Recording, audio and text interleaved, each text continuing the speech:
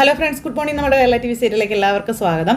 ഹരീഷ് അങ്ങനെ അവിടെ ഇരുന്ന് ജോലിയൊക്കെ ചെയ്തുകൊണ്ടിരിക്കുന്നു. നീതുമായിട്ട് സംസാരിച്ച് പിണക്കമൊക്കെ മാറ്റിയതിൻ്റെ ആ ഒരു ഇതിൽ അപ്പോഴാണ് നിധിയും അതുപോലെ സുധീഷും കൂടെ വരുന്നത്. അപ്പോൾ നിധി പറന്നിറങ്ങിയ ഒരു വണ്ടിയിൽ നിന്ന് ഇറങ്ങി. അപ്പോൾ സുധീഷ്, നിധി എന്തിനാ ഇത്ര തിടുക്കം കാണിക്കുന്നത്, വെറുതെ തട്ടിത്തടഞ്ഞ് വീഴുണ്ടാട്ടോ എന്ന് പറഞ്ഞു.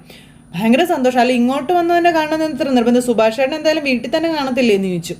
അല്ല, അങ്ങനെയൊന്നും അല്ല, തിരിച്ചു വരുന്ന വഴി ഇവിടെ കയറി പറയുമ്പോഴേ സുഭാഷ് ചേട്ടന് സന്തോഷം കൂടുമെന്ന് നിധി പറയാം. ഞാൻ ജോലിക്ക് പോകണം എന്ന് ഏറ്റവും കൂടുതലുള്ള ആഗ്രഹം സുഭാഷ് ചേട്ടനായിരുന്നില്ലേ എന്ന് ചോദിച്ചു. അപ്പോൾ അത് ശരി, സർട്ടിഫിക്കറ്റ് വാങ്ങിച്ചു കൊടുത്ത് ഇൻ്റർവ്യൂവിന് കൊണ്ട് നടന്നത് ഞാൻ, ഇപ്പോൾ ആഗ്രഹിച്ച ആൾ എന്നെക്കാളും എടുക്കാൻ എന്താ പെറുപിറുക്കുന്നതെന്ന് ചോദിച്ചു. ഒന്നുമില്ല എന്ന് പറഞ്ഞു. ഈ ഏട്ടൻ്റെ അനിയത്തിയുടെ ഒരു സ്നേഹം വെച്ചിട്ടേ അനിയത്തിപ്രാവ്, ഓ എൻ്റെ പൊന്നെ, ഇപ്പോൾ അനിയത്തിപ്രാവ് 2 എന്ന് പറയുന്ന ഒരു ഇതിന് ചാൻസ് ഉണ്ടല്ലോ എന്ന് പറയായിരുന്നു എന്നൊക്കെ ഇങ്ങനെ നമ്മുടെ സുധീഷ് മനസ്സിൽ പറയുന്നു.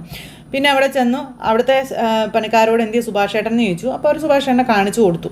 പിന്നെ സുഭാഷ് ചേട്ടനെ ലഡു കൊടുത്തിട്ട് ജോലി കിട്ടിയ കാര്യം പറഞ്ഞു. അപ്പോൾ സുഭാഷ് പറഞ്ഞു, എനിക്ക് ഉറപ്പായിരുന്നു മോൾക്ക് ജോലി കിട്ടുമെന്നുള്ളതെന്ന് പറയാം. വലിയ സന്തോഷമായിട്ടോ. അതേ സ്വീറ്റ്സ് കഴിക്കാൻ പറഞ്ഞു. അങ്ങനെ സ്വീറ്റ്സൊക്കെ കൊടുക്കണം. അപ്പോൾ അവിടെ നിന്ന് ഭായിക്കും കൊടുത്തു. അപ്പോൾ എന്താ വിശേഷം എന്നാ ഭായി ചോദിച്ചു. അപ്പോൾ എനിക്ക് ജോലി കിട്ടിയെന്ന് പറഞ്ഞു. ആശംസകൾ എന്നൊക്കെ പറഞ്ഞിട്ട് ഇങ്ങനെ ഭായി നിൽക്കാം. ഭാര്യയുടെ മലയാളം കുറക്കട നന്നായിട്ടുണ്ടല്ലോ ഭായി എന്ന് പറഞ്ഞു നമ്മുടെ സുധീഷ്. ഇതേ എല്ലാവർക്കും കൊടുക്കാൻ പറഞ്ഞു.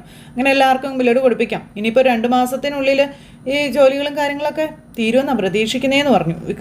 എപ്പോഴാണ് ഈ വീടിൻ്റെ ജോലി അതായത് പണി കഴിയുന്നത് എന്ന് നിധി ചോദിച്ചപ്പോഴാണ് സുഭാഷ് അത് പറയുന്നത്. മോളെ, ഈ ബിൽഡിങ്ങും നിന്നെ പോലുള്ളൊരു ആർക്കിടെക്ട് ഡിസൈൻ ചെയ്തത് നന്നായിട്ടില്ലേ എന്ന് ചോദിച്ചു. അപ്പം നന്നായിട്ടുണ്ട് സുഭാഷ് ചേട്ടാന്ന് പറഞ്ഞു. അങ്ങനെ നിധി ഇതൊക്കെ കണ്ട് ഇങ്ങനെ നടക്കാം. അപ്പോൾ അങ്ങനെ നമ്മുടെ നിധി കുറേ ഐഡിയാസും സുഭാഷിനോട് പറഞ്ഞു കൊടുക്കുക.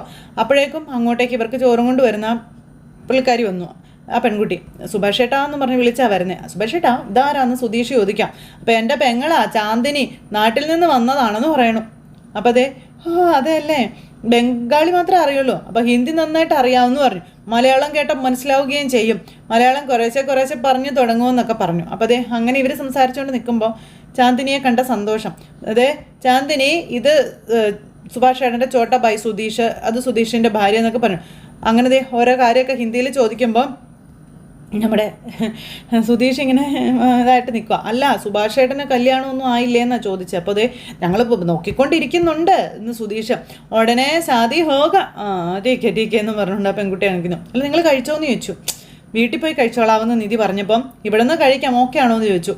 അപ്പോൾ ഇവിടെ ചേട്ടനുള്ളത് മാത്രമല്ലേ കൊണ്ടുവന്നിട്ടുള്ളൂ എന്ന് ചോദിക്കുമ്പം അതൊന്നും പ്രശ്നമല്ല, നമുക്ക് വഴി ഉണ്ടാക്കാമെന്ന് പറഞ്ഞു സുഭാഷ്. നിധി എന്താ പറയുന്നതെന്ന് ഹിന്ദിയിലാണ് പെണ്ണ് ചോദിച്ചു. അപ്പോഴത്തേക്കും ഫുഡിൻ്റെ കാര്യമാണെന്ന് പറഞ്ഞു. അപ്പോൾ എല്ലാവർക്കുള്ള ഫുഡ് ചാന്ദിനി കൊണ്ടുവന്നിട്ടുണ്ടെന്നും പറഞ്ഞു. അപ്പോൾ അതെല്ലാം കഴിഞ്ഞതിന് ശേഷം പിന്നെ കാണിക്കുന്നത് നമ്മുടെ നിധിയും വീട്ടിലേക്ക് കയറി വരുന്നു. നിധി വീട്ടിലേക്ക് കയറുമ്പോൾ എല്ലാവരും കൂടി ഇങ്ങനെ നിൽക്കുക. അപ്പോൾ ദാഹിച്ച് തൊണ്ട പൊട്ടിക്കൊണ്ടിരിക്കുകയായിരുന്നു എന്നും പറഞ്ഞ് നിധി കുറച്ച് വെള്ളം അങ്ങ് മേടിച്ച് കുടിച്ചു സുഭാഷിൻ്റെ കയ്യിൽ നിന്ന്. അപ്പോൾ നികേഷും നിധിയും കൂടിയാണ് പോയത്. അപ്പോൾ ഇതെന്താ മോളെ, നീ എന്തെടുക്കാൻ പോയതാണെന്ന് ചോദിച്ചപ്പോൾ എനിക്ക് ഓഫീസിൽ പോയിട്ട് വരാൻ പാകത്തിന് കുറച്ച് ഡ്രസ്സ് എടുക്കണമായിരുന്നു, അതിന് പോയതാന്ന് പറയും. എന്നാലും എൻ്റെ ഏട്ടത്തി ഈ ഡ്രസ്സിലൊക്കെ കുറച്ച് കടുപ്പാണ് കേട്ടോ നമ്മുടെ നികേഷ്. ഒരുമാതിരി എല്ലാ ഡ്രസ്സും വലിച്ച് താഴെ ഇടുവന്നേ. തുണി ഇഷ്ടമാകുമ്പോൾ കളർ ഇഷ്ടാവില്ല, കളർ ഇഷ്ടമാകുമ്പോൾ തുണി ഇഷ്ടാവില്ല, ഇത് രണ്ടും ഇഷ്ടമാകുമ്പോഴും സ്റ്റൈൽ ഇഷ്ടാവത്തില്ല. അയ്യോ, ഞാനൊക്കെ ഡ്രസ്സ് എടുക്കാൻ പോയാലുണ്ടല്ലോ, ചെല്ലുന്നു എടുക്കുന്നു തിരിച്ചു പോരുന്നു, അത്രേ ഉള്ളൂ, സംഭവം കഴിഞ്ഞു. അപ്പം ഞാനും അങ്ങനെയൊക്കെ ആയിരുന്നു. പിന്നെ എൻ്റെ മൂത്തമ്മൻ്റെ മോളുണ്ട് ധന്യ, അവളുടെ കൂടെ പോയിട്ട് ഇങ്ങനെ സെലക്ഷനൊക്കെ തുടങ്ങിയതെന്ന് നിധി പറയാം. അവളിങ്ങനെയൊന്നുമല്ല, ആന കയറിയ കരിമ്പാടെന്നൊക്കെ പറയില്ലേ, അതുപോലെ ആക്കും തുണിക്കടാന്നൊക്കെ പറഞ്ഞുകൊണ്ട് ഇവരിങ്ങനെ സംസാരിച്ചുകൊണ്ടിരിക്കുന്നു. അങ്ങനെ ഓരോ ഡ്രസ്സ് എടുത്ത് ഇങ്ങനെ കാണിച്ചു കൊടുക്കുക, സൂപ്പറായിട്ടുണ്ട്, നല്ലതാണ്, അടിപൊളിയാന്നൊക്കെ പറഞ്ഞു. അപ്പോൾ അങ്ങനെ ഈ കൂട്ടത്തിൽ വീട്ടിൽ നിന്ന് ഗേൾസൊക്കെ അടിച്ചുകൊണ്ട് മറ്റിക്കൊണ്ടാണോ വന്നതെന്ന് സുധീഷ് നേരത്തേക്കും ചോദിച്ചു ഇത്രയും ഡ്രസ്സ് കണ്ടപ്പം. അപ്പോൾ അത് എൻ്റെ സ്വഭാവമല്ല എന്ന് നിധി. അന്ന് സ്വർണം വിറ്റ കാശ് കയ്യിലുണ്ടായിരുന്നു എന്ന് നിധി പറയുമ്പം അതിപ്പോഴും ബാക്കിയുണ്ടോ എന്ന് ചോദിച്ചു. എനിക്കെന്ത് വേറെ ചിലവുള്ളത്, നോക്കട്ടെ എന്നും പറഞ്ഞുകൊണ്ട് അങ്ങനെ മേടിച്ച് നോക്കുന്നു. അത് ഇഷ്ടപ്പെട്ടു. ബ്രാൻഡഡ് ഷർട്ടാ, ഇതിൻ്റെ വില കണ്ടു കഴിഞ്ഞപ്പോഴത്തേക്കും സുഭാഷ് ഞെട്ടി, ഇത്രയും വിലയോ എന്ന് ചോദിച്ചു. ബ്രാൻഡഡ് ഷർട്ടല്ലേ, അതുകൊണ്ടാണെന്ന് നിധിയും പറഞ്ഞു. അതിന് സുഭാഷ് ചേട്ടൻ ഡ്രസ്സ് വാങ്ങുന്ന 50% ഓഫറുള്ള സമയത്താണെന്ന് നികേഷ്, അതുകൊണ്ടാണ് ഇതൊക്കെ കണ്ടപ്പോൾ അന്തം വിട്ട് നിൽക്കുന്നതെന്ന് നികേഷ് പറയാട്ടോ. അപ്പോൾ ഇത് സുഭാഷ് ചേട്ടനാണെന്നൊക്കെ പറഞ്ഞുകൊണ്ട് ഇങ്ങനെ എല്ലാം കാണിച്ചൊക്കെ കൊടുത്തു. എന്തിനാ മോളെ ഇങ്ങനെയൊക്കെ മേടിച്ചതെന്ന് ചോദിച്ചു. എനിക്ക് ആവശ്യമുള്ളപ്പോൾ മേടിക്കുമായിരുന്നല്ലോ എന്ന് സുഭാഷ് പറഞ്ഞപ്പോൾ. പക്ഷേ ഏട്ടത്തി മേടിച്ചെന്ന് ഈ ഷർട്ട് കിട്ടത്തില്ലല്ലോ, കിട്ടുമോയെന്ന് നികേഷ് സുഭാഷിനോട് ചോദിക്കാം. അങ്ങനെ ഇവർ സംസാരിച്ചുകൊണ്ട് നിൽക്കുന്നു. അങ്ങനെ എല്ലാവർക്കും ഷർട്ടും ടീഷർട്ടും ഒക്കെ മേടിച്ചു കൊടുത്തു. അപ്പോൾ എല്ലാവരുടെ കയ്യിലും ഓരോ കോടി ഉണ്ടല്ലോ എന്ന് പറഞ്ഞു അച്ഛൻ ഇത് കണ്ടുകൊണ്ട് അങ്ങോട്ടേക്ക് വന്നു. അന്നേരം എന്തേ നമ്മുടെ നിധി, നാളെ മുതൽ ഞാൻ ജോലിക്ക് പോവാ അച്ഛാ, അതെല്ലാവർക്കും ഡ്രസ്സ് വാങ്ങിയതെന്ന് പറഞ്ഞപ്പം ഓ അപ്പം അങ്ങനെയാണോ എന്ന് ചോദിച്ചു അച്ഛൻ. കൊള്ളാമെന്ന് പറഞ്ഞു. അത് കഴിഞ്ഞപ്പോൾ ഒരെണ്ണെടുത്ത് അച്ഛനും കൊടുത്തു. ഇത് അച്ഛനാന്ന് പറഞ്ഞു. എനിക്കോ? എനിക്ക് മുണ്ട് ഷർട്ടും ഒയ്യോ എന്ന് പറഞ്ഞു അച്ഛൻ ഭയങ്കര സന്തോഷത്തോടെ നോക്കടാ, തറവാട്ടിൽ പിറന്നവരാ ഗുണം കാണിക്കുവടാ. ഇതുപോലെ നിങ്ങൾക്ക് ആർക്കെങ്കിലും എപ്പോഴേലും തോന്നിയിട്ടുണ്ടോടാ എന്ന് ചോദിക്കുമ്പം ഞങ്ങളതിൻ്റെ തറവാട്ടിലല്ലോ പിറന്നതെന്ന് നമ്മുടെ ഹരീഷ്, ഈ കുപ്പയിലല്ലേ എന്ന് നമ്മുടെ ഹരീഷ് പറയാം. അപ്പോൾ എല്ലാവരും ദേ ഇങ്ങനെ നിൽക്കുന്നു, വലിയൊരു ചിരിയൊക്കെ ചിരിച്ച്. ഞാൻ നിട്ട് നോക്കട്ടെ മോളെ എന്ന് പറഞ്ഞാൽ അച്ഛൻ അത് ഇടാൻ പോയി. അപ്പം നിധി എനിക്കില്ലേന്ന് സുധീഷിന് ഒഴിവാക്കി എല്ലാവർക്കും മേടിച്ചു കൊടുത്തു. അപ്പോൾ സുധീഷ് ഇങ്ങനെ നോക്കുക, ഇതെന്താ മൈൻഡ് ചെയ്യാതെ പോയേ എന്ന് സുധീഷ് ചോദിച്ചപ്പം ഇയാൾക്കൊന്നും വാങ്ങിച്ചിട്ടുണ്ടാവില്ല, അതായിരിക്കും എന്ന് പറഞ്ഞു. അന്നേരം പോയ നിധി തിരിച്ചു വന്നു. അപ്പോൾ എല്ലാവർക്കും മേടിച്ചപ്പോൾ എനിക്കൊരു ഷർട്ട് മേടിക്കണമെന്ന് തോന്നിയില്ലേ എന്ന് ചോദിച്ചു. നിധിയെ കണ്ടപ്പോൾ സുധീഷ് തോന്നിയില്ല എന്ന് പറഞ്ഞു. ഒരു കർച്ചീഫ് പോലും തോന്നിയില്ല. അപ്പം ഇല്ല എന്ന് പറഞ്ഞു. എന്തോ ചേട്ടനെടുത്തോ നമ്മുടെ ഹരീഷ് പറയുമ്പോൾ വേണ്ടാന്ന് പറഞ്ഞ് നിൽക്കുക. അപ്പം നിധി കയ്യിൽ എന്തോ ഒളിച്ച് പിടിച്ച് ഇവരുടെ അടുത്തേക്ക് വരുന്നേ. അങ്ങനെ വന്ന് ഒരു കവർ കൊടുത്തു, ഇതാ എന്നും പറഞ്ഞു. അപ്പോൾ സുധീഷ് അന്തം വിട്ട് നോക്ക്, എനിക്കാണോ? നോക്കാൻ പറഞ്ഞു. അങ്ങനെ നമ്മുടെ സുധീഷ് തുറന്നു നോക്കി, ഇത് നോക്ക്, ഇത് ഇഷ്ടപ്പെട്ടോ, ഇത് മതിയോന്ന്.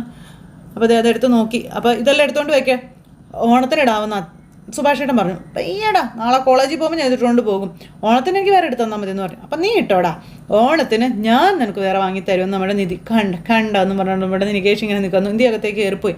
സന്തോഷമായോ? കൊള്ളാമല്ലേ എന്നൊക്കെ പറഞ്ഞുകൊണ്ട് ഇങ്ങനെ നിൽക്കുന്നു. പിന്നെ എല്ലാവരും ഡാൻസും പാട്ടും ഒക്കെ ആയിട്ട് നിൽക്കുന്നു. അപ്പോഴത്തേക്ക് അങ്ങോട്ടേക്ക് പായസമായിട്ട് നമ്മുടെ സുഭാഷ് വരുന്നു. പായസം കൊള്ളാം.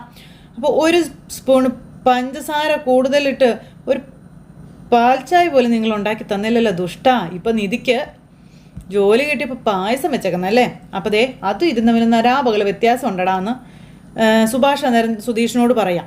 അപ്പോൾ അങ്ങനെ ഈ ഒരു കാര്യം ഇവരവിടെ സംസാരിക്കുന്നു. അപ്പോഴത്തേക്ക് നിധി പോകാൻ റെഡിയായിട്ട് അങ്ങോട്ടേക്ക് വന്നു. നിധി റെഡിയായിട്ട് വന്നപ്പോൾ മോളെ പോകരുത്, ഒരു മിനിറ്റ് ഇട്ടോ എന്ന് പറഞ്ഞിട്ട് സുഭാഷ് അടുക്കളയിലേക്ക് പോയി. എന്താണെന്ന് ചോദിച്ചു. പറയാം, നീ അവിടെ നിൽക്കാൻ പറഞ്ഞു. അപ്പോഴത്തേക്കും അയ്യോ ഇവിടെ നിൽക്കണ്ട, ഇരിക്കുക എന്ന് പറഞ്ഞിട്ട് സുധീഷ് കസേരയൊക്കെ ഇട്ട് കൊടുക്കാം. ഇതെന്തെന്ന് പതിവില്ലാത്തൊരു ഗവനിക്കില്ലെന്ന് ചോദിച്ചു. അല്ല, ഈ വീട്ടിൽ നിന്ന് ഇങ്ങനെയൊരു ജോലിക്ക് ആദ്യമായിട്ട് ഒരാൾ ഇറങ്ങിപ്പോവല്ലേ, അപ്പോൾ ഒന്ന് ബഹുമാനിക്കാമെന്ന് വിചാരിച്ചു എന്ന് നമ്മുടെ സുധീഷ് പറയാം. അപ്പോൾ ദാ മോളെ എന്ന് പറഞ്ഞുകൊണ്ട് കൊടുക്കുക, പായസമാണെന്ന് പറഞ്ഞു. പായസമോ? ഇതെന്താ പായസമൊക്കെ?